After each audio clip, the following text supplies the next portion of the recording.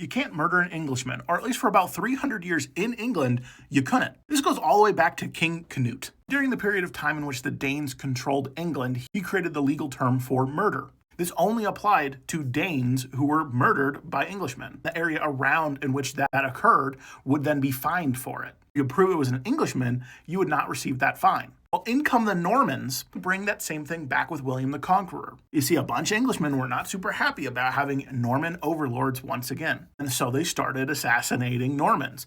And that was considered to be a murder. However, once again, if you could prove that the person who was killed was English, you did not have to pay a fine for it, and it was not actually a crime. And so there's all these really early cases about trying to prove that this dead guy that you found a body in the woods, you're trying to prove that it's actually an Englishman, not a Norman, because it would default to being a Norman. And if they could prove that, in fact, it was an Englishman, no one had to pay that fine. These were exorbitant fines that lots of people from the whole community would have to come together and pay all their money into the fine, unless they also found the guy who committed it. And so a lot of times they would just blame whatever guy they didn't really care for and go, oh, he was the one who did it, and then they didn't have to pay the fine.